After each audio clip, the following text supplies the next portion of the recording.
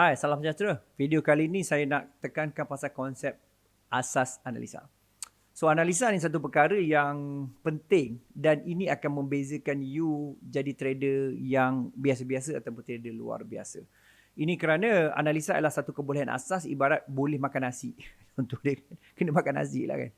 Ataupun boleh belajar membaca mengira supaya boleh buat keputusan lebih baik dalam hidup tu sebagai contoh. Ada macam-macam contoh lagi tapi saya nak cut video ni short. Jadi kita pergi kepada point ataupun punchline kita. Punchline kita, point kita ialah itu cara basic analysis. Sebab ramai juga kat luar sana kalau you tertanya lah, coach, aku dengar kau suruh aku buat analisis, aku tak berani sebab aku sangat newbie, sangat kosong. Satu-satunya cara untuk belajar ialah dengan buat bang. Kan buat analisis tu dan you kena yakin analisis walaupun analisis tu salah. Damn. Kan macam mana? Satu lagi kena ingat macam ni. Satu ialah you kena bina confident. You kena start bina confident. So confident tu datang daripada satu ialah ni saya bagi analisis asas kenapa kita kena analisis dan tunjukkan pada orang, analisis dan tunjuk plus tunjuk, show dan juga share, ajar orang. Ialah satu ialah you kena faham iaitu you kena bina confidence. So confident ni dia datang daripada ialah ulangan, practice. Ulangan, practice. Dan you kena ingat satu benda yang sangat penting ialah practice makes apa? Perfect. Bukan. Practice make permanent. Dia akan permanently akan jadi dalam diri you. Dia akan jadi permanent. Dia akan jadi permanent. Okay, dia akan jadi permanent. Faham tak? Jadi ini adalah sangat penting. Practice, dia akan make you permanent. Jadi you kekal dengan you. Sebab you ulang-ulang masuklah conscious you, masuk subconscious, jadi super conscious you. So satu ialah beri confident. Lepas tu nombor dua ialah you kena ingat juga ialah yang dinamakan sebagai, ini mungkin falsafah juga kot. Iaitu kan, kalau you masuk position, kalau you entry and profit, kan, sebab you follow signal ataupun follow orang lain, dia adalah equal bad trade.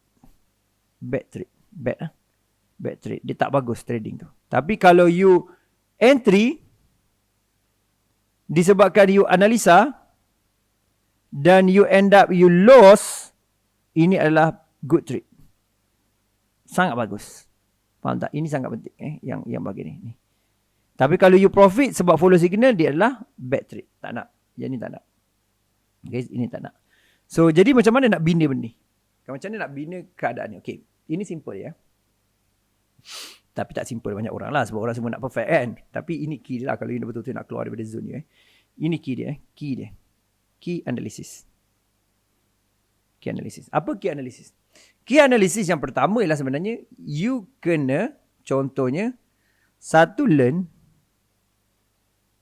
Nombor dua ialah kumpul, accumulate. Dan kumpul resources. Kumpul, yang ni dalam bentuk resources, sumber. So, semua sumber ni, you kumpul dulu. You belajar. Contohnya candlestick trend, candlestick apa, you belajar. Okay, lepas tu, ataupun you mungkin juga plus, iaitu you buat cabaran you plus dengan baca news. You tak berapa faham, tapi you dalam kes ni ialah you dalam keadaan hipotesis. Faham tak? You dalam keadaan hipotesis. Pasal you tak buat, you dalam hipotesis. Hipotesis maksudnya you dalam agak-agak dia jadi apa, you tak tahu. You ada sampel. Kan kalau dalam sains tu dia ada macam ni. Biasanya dalam sains saya buat dalam bentuk ni lah. Contohnya dia ada jar A, jar B dan jar C. Kan biasa tak you buat sains masa budak-budak ke kau tak sekolah sains? Tak sekolah sains kau baca dalam internet tu ada banyak. So kata jar A, jar B, jar C. Jar A ni adalah dipanggil monitoring. Monitoring tu maknanya kawalan. Monitoring yang sebagai kawalan maksudnya tak buat apa-apa normal. Jar B ialah you punya eksperimen A. Yang jar C ialah eksperimen, tak payah buat A lah takut you confused. Eksperimen B.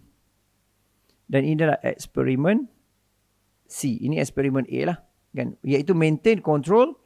Kan? Yang ni you maintain control. Lepas tu yang ni ialah eksperimen C. Yang ni mungkin tambah apa tu natrium bikarbonat.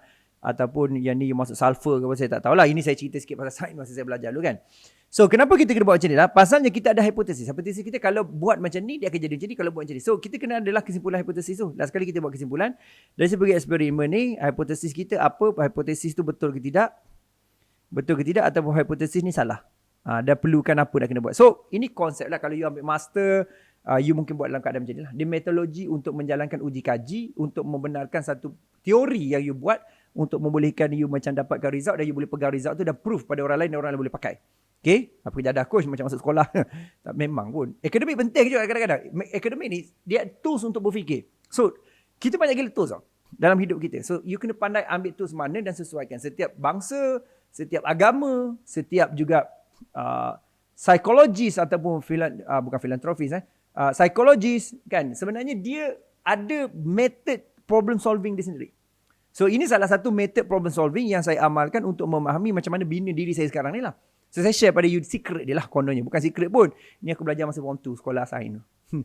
Sekolah sains, kelas sains dulu. Okay. So, jadi, tiba-tiba ingat cikgu tu nama apa? Cikgu Cina nama dia Tuh. Mr. Tuh. T-O-H. Okay. Senyum je dia, saya ingat lagi. Okay, sekolah Sultan Sulaiman. Sekolah menengah Sultan Sulaiman, cikgu Tuh, form 2. Kalau cikgu ada, selamat. Terima kasih cikgu menonton video saya. Alright, so sekarang ni saya nak tengok kat sini. Ialah, you pergi tengok kat sini. Satu ialah, you kena tengok iaitu satu benda yang you kena clear iaitu memahami konsep ni. Okay? So, jadi maksudnya sekarang ni, ini key dia. Satu ialah, kena buat, saya tulis boleh, keputusan. Kena buat.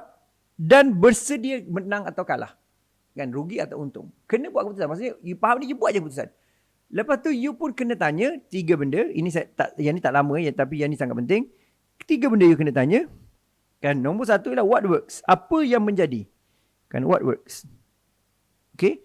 Dan what doesn't works. Okay.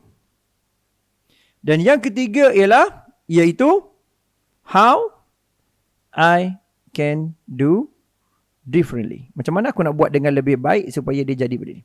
So, point saya sekarang ni lah, iaitu, kalau you trading, you kena cuba buat analisa dia. Contohnya, contoh satu sudut. Contoh contoh saya buat macam ni lah. Contoh, saya bagi contoh. Contoh ialah uji kaji. Katalah kita ambil di EURUSD, kita tengok di weekly kan. Weekly ni kita nampak dia ada satu dari segi tanda dekat sini kan. Kita nampak dekat sini, saya terus lukis dekat sini je lah. Satu ialah kita nampak ada tanda, let's say satu teori ni, hipotesis kita ni. Sebab you tak biasa pegang. Kalau you dah biasa pegang, dia tak jadi hipotesis lah. Dia dah jadi rules trading. Rules trading datang daripada hipotesis.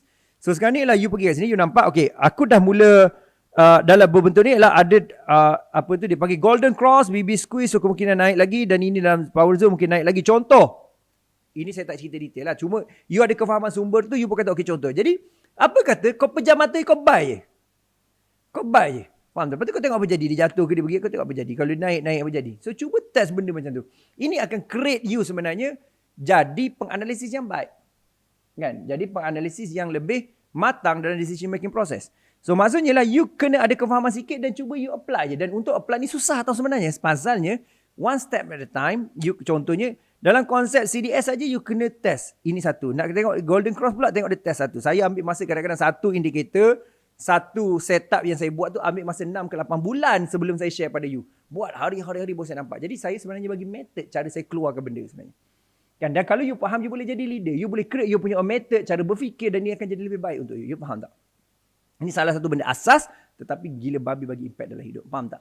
So maksudnya cara analisis apa? Kering.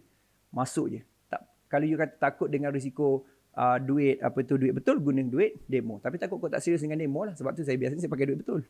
Jadi cuba you tahan. Okay, aku pegang. Cuba ikut rules tu. Ikut. Lepas tu baru you fix rules tu kalau dia tak jadi. Kalau you ikut jadi, kan? Barulah you amplify. Jadi apa yang works, you amplify. Apa yang tidak works, how I can do differently. Okay? So jumpa lagi dalam Salam Hormat. Please like, comment dan juga subscribe video ni.